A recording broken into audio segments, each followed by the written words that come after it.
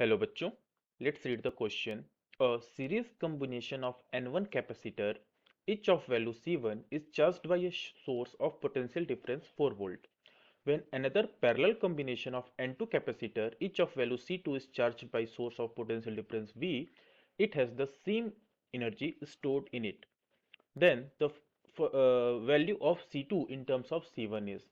Question में कह रहा है कि हमारे पास N1 कैपेसिटर्स की एक सीरीज कॉम्बिनेशन है जिसमें total number of capacitors N1 है और सबकी जो वैल्यू है कैपेसिटेंस की वो C1 है और उस सीरीज कॉम्बिनेशन को हम 4 वोल्ट के बैटरी से कनेक्ट करके चार्ज करते हैं।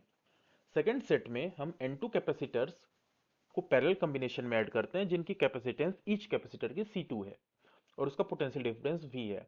अगर दोनों की initial energy total stored energy equal है तो C2 को C1 के टर्म्स में रिप्रेजेंट करना है।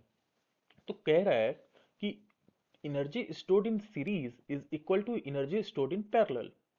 तो एनर्जी का फॉर्मूला होता है we know that half is equal to energy equal to half C V square. Simple.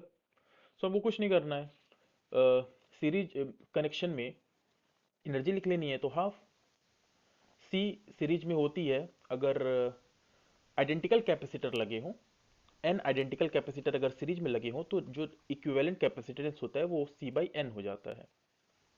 तो ये हो जाएगा C1 अपॉन N1 और पोटेंशियल जो सीरीज में दी है वो है 4V that is 16। Okay, moving ahead.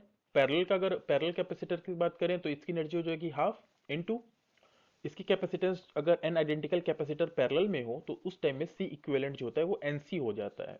तो दिस विल बी N2C2 और यहाँ पे जो पोटेंशियल दिया हुआ है वो V दिया हुआ है V square and here it is 4V तो ये हो जाएगा 16V स्क्वायर।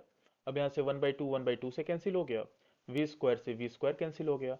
सो C2 हो जाएगा 16C1 upon N1 into N2 that is option A. I hope you understood it well. All the best.